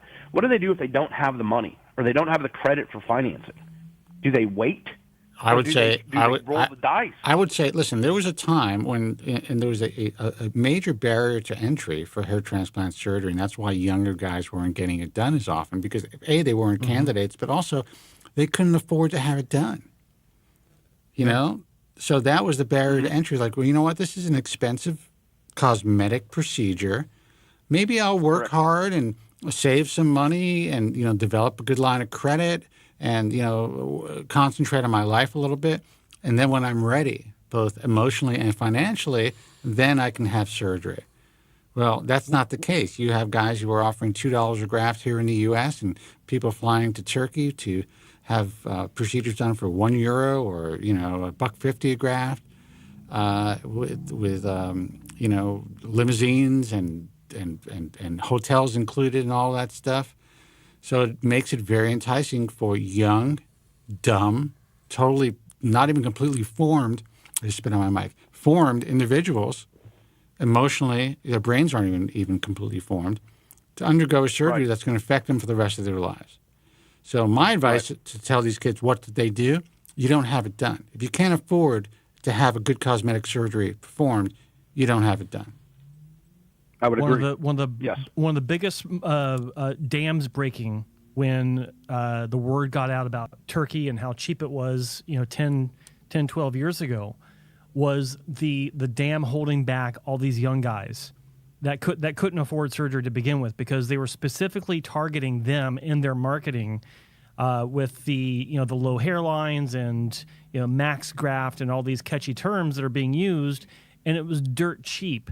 And that's what started the floodgates to where if you were charging more than $2,500 or 2,500 euros for a 4,000 graft surgery, you were ripping people off. That was the perception. And when it comes to young patients that can't afford your clients, I mean, what do? They go find someone that will say yes. They'll go find someone that's cheaper, because they start to look at the ratio of what, who will do it and how it will look versus how much it costs. And that threshold for how it will look starts to drop further and further. The expectations start to drop based on the availability, based on the price threshold. So, it is something I've said for 20 years. If this good hair transplant clinic turns this guy down, he's not going to not have surgery. He's going to go find someplace that will say yes. And in this case, he'll go someplace that he can afford. That's just the way it is. Because no matter what your clients do, your doctors do, as far as sitting down to saying, trust me, I'm saying this for your own good. You're not ready for a hair transplant. You're too young. You don't have enough hair loss. Insert reason here, insert reason here. That young patient is looking at, he hears, Charlie Brown's teachers, want, and they go off someplace else. Yep. And I They can go tell you off this, someplace else. Joe, that's exactly right. And I found that in practice. That's exactly what happens. and I can tell you this. I mean, as far as marketing hair transplant surgeons in the U.S. at this point, my man, and that's one thing that I really always. It doesn't matter what physicians believed I did. That is something I always stayed away from. That's not what I wanted to develop over the years, because I knew at some point. Well, that's not what I wanted to do, but I knew at some point, just given the way the market was growing, even when I was started in 1998, it's going to be a very difficult dog eat dog situation, and now the dam has burst, like Joe said. Who's calling me now? I'm on the air. Now the dam has burst, like Joe said, and you're going to see your clients, no matter what they try to do, they're not going to be able to survive. Now, you got guys who are part of the IAHRS. They can charge a lot of money still, or the reasonable amount, an appropriate amount of money, because they have overhead. They're not cutting corners. They have a very well-trained staff. There's a reason why these costs are there. But the other guys, they're going to drop out, man, because why would somebody go to, a schlock shop here when they can go to... they always do. But they can go to a reasonable place overseas, perhaps, and maybe even get a better result. And that's the thing. And because we've seen a lot of my clients, go lower and lower and lower for the actual cost just to get them in there to, pay for the device fee or whatever that is, then Turkey comes up. And, sure. And then we're actually launching at the beginning of 2025. We're actually launching an anti-Turkey campaign. I mean, it is dangerous to go over there. I've seen necrosis. I've seen all kinds of stuff. And they're promising 7,000 to 9,000 grafts. Yeah, but you don't think and take this in the insane. spirit that's meant. And I know where you're coming from, and all due respect for what you do. But don't you think that some of these guys that are hiring you and willing to do buy a turnkey device, you don't think that they're fucking people up? And that's why I was hesitant to call in, because I know you're a player in this game, Joe. I know you're a player in this game as well. You know what I mean? And so, but I was very hesitant. Yeah, but this is a good phone call, and I don't know you, and I think this is a good conversation. It's hate the game. Yeah, I got nothing against you, I had brother. to say it. Sorry. Yeah, no. Like I said, I figured this would be good content, but it's what these guys need to also hear. Like I said, I'm boots on the ground. Right. I see the thousands of leads that are generated through my company a week, and and going back to it, not to be redundant, but I've seen the good, bad, and the ugly. The thing is, once I hear that they're making the sales, my clients are doing probably on average anywhere between 2 to 6 transplants per month, and then I've got my hair guys that are doing 10 plus per month. And when I say hair guys, the hair-only practices. But I don't ever really follow up with how the procedure. I mean, it's not my job. I don't have the time for it. Yeah. Right, exactly. And so, so I'm assuming they're doing good work. I'm assuming that. Excuse me. I'm sorry. I'm assuming that the techs they're bringing in know what they're doing, and some may, some might. The teams are especially these per diem teams that fly in. Yeah, I mean, some of them are pretty. That's exactly what I'm referencing. Some of them are pretty well trained. Some of them are brand new. Some of them were receptionists the day before they're performing surgery. Some of them fly into their local. They fly into the local town. They're like, "Hey, let's hit the bar for a few hours." They end up getting loaded, waking up in some stranger's bed, realizing they have to do surgery in 2 hours. I mean, that's reality. Great. Yeah, that's the person I want doing my extraction. Yeah, it's called the hangover effect in this field, and it's very common. Really? Yeah. Absolutely. Traveling techs. Well, those. What do you do? Yeah. Well, you don't drink, but when I go to a hotel, when I travel anywhere, the first thing I do is I put my bags upstairs. I'm like, let me go check out. Let me get a drink. And I'm at the bar, but I don't have to perform surgery the next day. Right.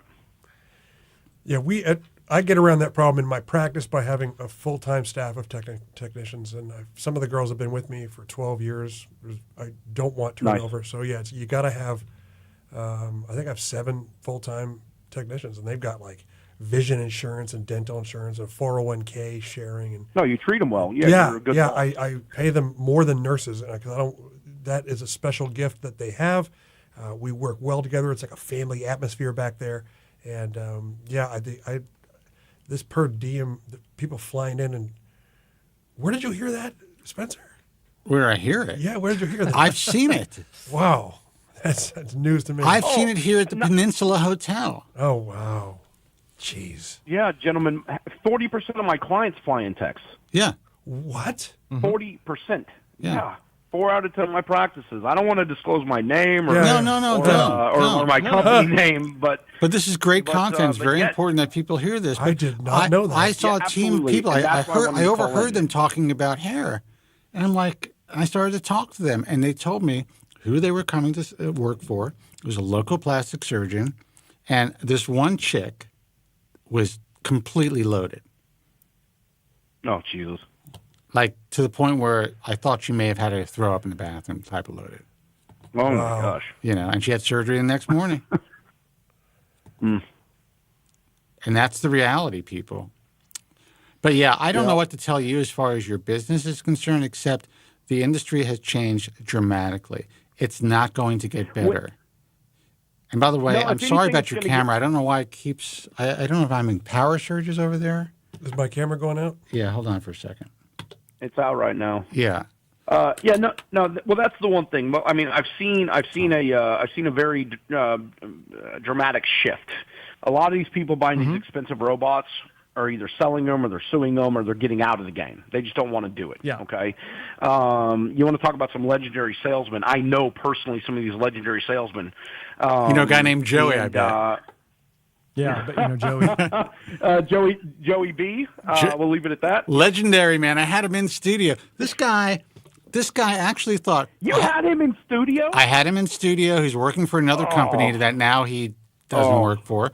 I had him in studio.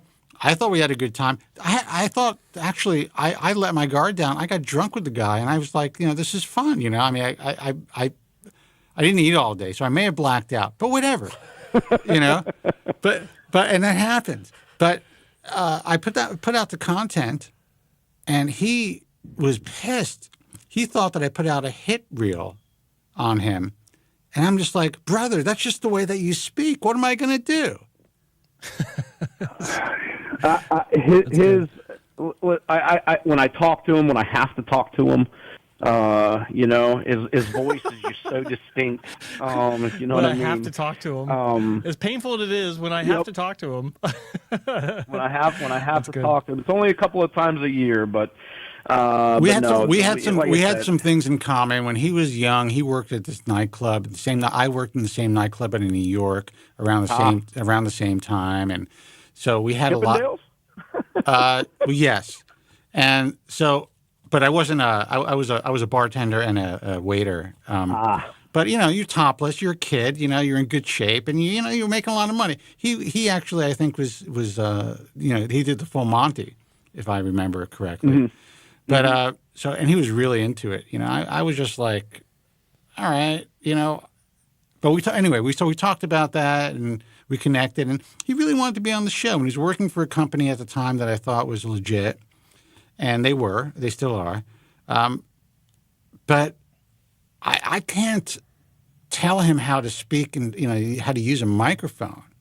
I didn't edit anything out that was weird, and he thought that I put together a hit piece on him. So he just watched his own organic interview and thought it was absolutely. Wow. I put a certain title, like it was when he was working. It was when he was working for SmartGraft.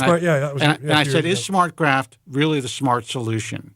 Now it wasn't negative, because I liked the guys at SmartGraft. It was just like I posed a question, and then I allowed him to answer the question, and he thought that was a hit piece because of the way that the question was posed in writing. Like Jesus Christ.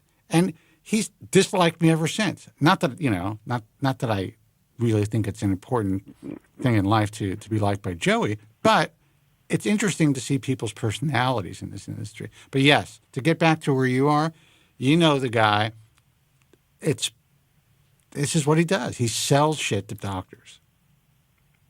Well, and that's and that's the world we live in. But going back to the root point of what I was getting back to is I've seen the cycles of these doctors buy these big expensive robots and buy the SmartGraft and the NeoGraft and things like that. Right? I'm a big fan of SmartGraft, big fan of NeoGraft, the actual devices themselves. But they always turn over new blood. They have to have new blood in that company, and they do. And like I said, I don't have any part of that. But you get these doctors, and you referenced it earlier in the call. Insofar as you got these guys that want to get away from the ER, they want to get away from the hospital systems. They want to work on a cash basis, and then they're sold a dream, and then I'm part of that dream, and sometimes it just never comes to fruition. It can't. It's really interesting that you said that, because I've had texts talking about that on the air, and I tell these doctors who contact us, like through Global Hair Loss Summit, who really want to be involved in hair, and they're asking about these devices. And to me, the reason I like SmartGraft, if someone's going to buy a device, is because it's a good company. They're not out there, hustling these doctors, in my view. They provide a really good business model. They're not charging per graft or per attempt and all that stuff. You're basically just buying a device, and you're buying the ability to get some marketing through them, and it kind of gets you in the door. It's different than NeoGraft and IAHRS, in my opinion. But they are being sold a dream. They're being sold, wait a second, you mean I can make a $10,000 bill without doing anything every day in the back of my plastic surgery practice just by hiring these per diem technicians? All you need is a room. All you need is a room. And marketing. I got a video of an audio recording of a doctor somewhere in the States giving us a video seminar, a Zoom seminar, talking about the value of a particular device and how, as a aesthetics clinic owner, you don't even have to be in there for the surgery. You just do the consultation, and then you can go back to your rhinoplasty consultations or whatever else you're doing. Whatever. I know who you're talking about. Whatever you want. Is a chick in Texas. And your fly-in tech that you just met that morning is doing the surgery for you, making you money. That's just the way it is. It's been that way for. I think Dr. Anderson understands this very well. Well, I saw these guys in person. So I used to use the ARTIST robot, and for a few years there, it's been almost about 3 years since I've used it. But back in 5, 6, 7 years ago, they would have the need to showcase the robot, and so they asked me if I would like to host these master classes in ARTIST robot procedures, and I agreed. I agreed because if it wasn't going to be me, it was going to be somebody, and it's not like by me saying I'm not going to do it. The classes would still. So it gave me an opportunity to let them know that this 1 day course in hair rest, because they. The company asked me to speak about hair loss, about how to treat it non-surgically. They tried to give me a 1 day crash course in the entire specialty, and my take-home message to these doctors was, this is woefully inadequate. You cannot just learn these a few points I made about hairline design and graft number estimates and start a practice with it. So I saw these guys up close.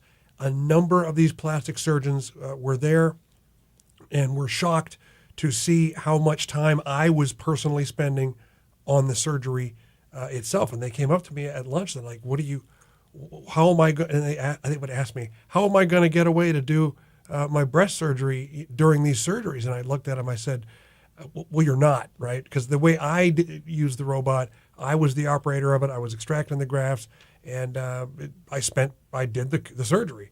And so it took up all my time. And so after a few of those master's classes, I wasn't asked by the company to do them anymore. And perhaps because it wasn't. I remember wasn't getting the what they needed from that. But for the few that I did do, I did drive home the message that it's not something you can learn in a day. It is not something that you can throw in a back room and expect to ethically obtain good results. Yeah, no, I do remember you. I thought you were an artist, sort of an ambassador, but back in the day. Back in the day. Because that's when I started. Yeah, that's when I was actually involved with Restoration Robotics before they sold. Yep. So you know that I consulted for that with them for a while, right? Oh yes, absolutely. Well, Specs is my client. I love Spencer. Yeah. So like I said, I've seen a lot of your content, a lot of your material. Like I said, I don't know why I haven't called in before, but I'm literally waiting on my wife to go on a date. So I got on good for you. YouTube and well, good for you. Listen, call in again. This is really great information. I love hearing your insights from your end of things, and I think it's really important for potential patients to understand what really goes on behind the scene. That's part of what we do here. Absolutely, and that's why I thought it would have been valuable to call in, even though I was reluctant because I didn't know if you guys were going to scream at me for what I do. No. But I appreciate it. I absolutely will call in. I will tell you though, do not get filler in your piece, whatever you do. Me. Hey, listen, I'm Italian. I've got a great hairline and a Coke can. So we'll leave it at that. So, gentlemen, Joe, Dr. Anderson, Dr. Anderson and Spencer, y'all have a great day or a great evening and a great week and a great weekend. Thank you so much for having me. All right, brother. Thanks a lot for the call. Nice talking with you, Max. Take care. Bye-bye. Take care. You too. Bye. We have about 10 minutes left in the broadcast. It is interesting to get insight from someone who understands the sales aspect of this industry, who does what he does as far as promoting doctors. He knows our friend Joey. That's hilarious. Actually, who is the old school sales guy in this industry. Like, you don't get more old school than Joey. I think he worked for medical hair restoration for a long time. It's just, look, that's his gig. That's what he does. This is his job. He goes out there, he puts on the suit and the expensive looking watches and tries to make an impression he goes to all the conferences and he sells medical devices in the hair transplant field. That's his gig. Mm-hmm. That's how he makes a living. And, in a way, I guess there's nothing wrong with that here's the thing. He's a patient himself. So I don't know. I mean, I tried. I consulted with Restoration Robotics for 2 years. I had a 3-year contract. And at the end of the 2 years, they're just like, this is not going to – I mean, you're not really changing things. Some things have evolved. They brought in a new CEO that was just all about, marketing and didn't like the fact that I wouldn't say that I would lay down for the machine. And we were at a Mexican restaurant when we were having this conversation. I just remember ordering a couple of tequilas and I just got up and said, look, this is not going to work out. And I moved on. Again, another situation where my dad probably rolled over in his grave. Did you want to say something, Ken? I saw you move into the mic. No. Okay. No, I just, nope, I have nothing to add. Okay, so good. That's honest, and I appreciate that. Let's take another quick call. We have about 8 minutes left or something to the program. Let's see who this is. Hey, you're on the air. Who's this, and where are you calling from? Hello. Hi, guys. This is Alex. I'm calling from Washington, D.C. Hey, Alex. Hey, Alex, how are you? Hey, I'm not going to be able to follow up that last caller. Sorry, this should be pretty boring. But it's a question for all of you, and especially Dr. Ken, because I want to know your thoughts on using things like tretinoin and microneedling to improve minoxidil.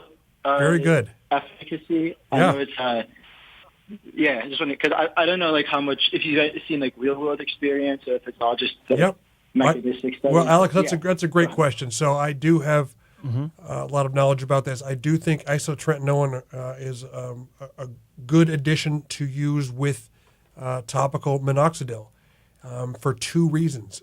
It's actually a good addition to use with any topical medication. In the topical that I put together, we've got the minoxidil and the finasteride and latanoprost and melatonin actually, and I put a little retinoic acid in there, the isotretinoin. The isotretinoin does 2 things. Number 1, it increases the permeability of the skin of the scalp and the hair follicles to all of the medications. And number 2, it upregulates a protein in the hair follicles specifically that enhances the efficacy of the minoxidil. And so I do think it is a wise idea to use it specifically with minoxidil because it works well to enhance its efficacy.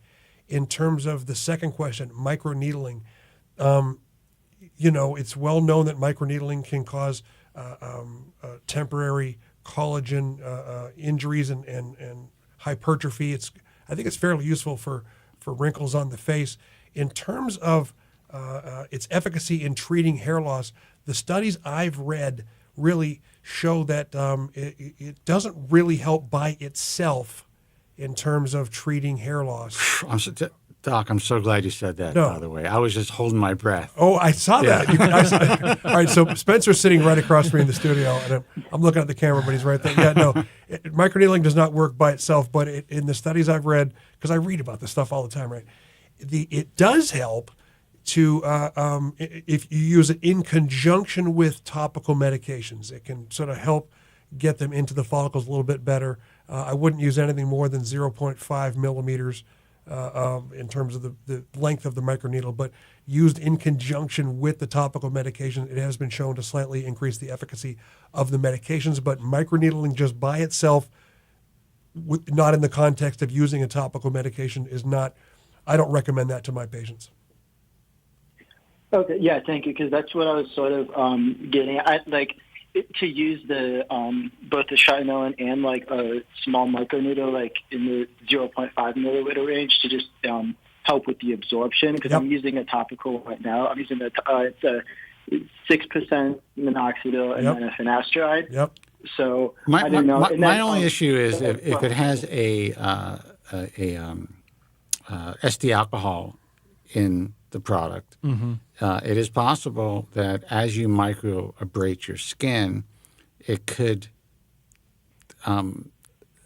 potentially damage the healing process of the skin, and in turn, in the long run, it could eventually affect or adversely affect your hair follicles. Every solution is slightly different. I wouldn't microneedle if you're putting on the solution every day. Don't microneedle every day. Yeah. You would microneedle once a week. Yes, that makes more sense. Yeah. Do you think that I was doing it once every 2 weeks, but I've also heard that there's a concern that if you want to transplant in the future, the scarring caused by microneedling can make it can make that harder and make it harder for the grafts. I don't know if that's still a concern at a 0.5 millimeter frequency if you're doing it over a long period of time. I don't believe that to be true. I think using 0.5 millimeter microneedling is not going to create scarring. The scalp is much thicker than the facial skin, and so while it does cause a lot of, it does cause some collagen hypertrophy in the facial skin, it is much thinner, and the microneedling has more of a relatively a greater effect on the collagen and injuries, micro injuries to the facial skin than the scalp. So. No, I don't think that microneedling once a week, even over the long term, is going to negatively affect transplant results. In the recipient area. And don't forget, caller Joe Tillman here. The fact is, you can't forget that your hair follicles on average are 4 to 5 millimeters deep, and so when new incisions are made for placement of grafts, they're far deeper into the skin, into the tissue, than any of the scarring that you might get from moderate microneedling. So it's a non-issue as far as that goes, in my opinion. Okay, and just in terms of the tretinoin, because I don't know if there's it's rubbing it on your head and then applying the minoxidil, if that's effective, or if you need it in a sort of compounded solution for it to be effective, or do they do the same thing effectively? I've never read a study comparing the two, but my professional opinion is that it would.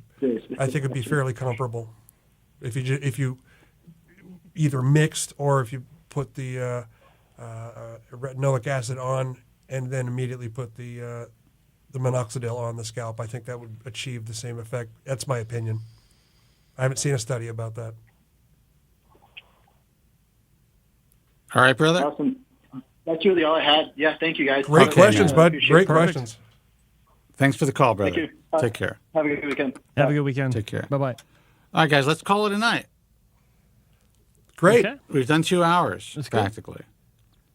I want to thank early start, only a few minutes past 3, so that's good. Yeah, I want to thank Dr. Ken Anderson for flying to Los Angeles, coming in studio, and doing what he does best, in my opinion. He communicates really well to patients he's a great surgeon as well, but he communicates really well to patients where I do find some physicians have difficulty once they get behind the mic to really convey why they're involved in the field, their passion about, doing what they do.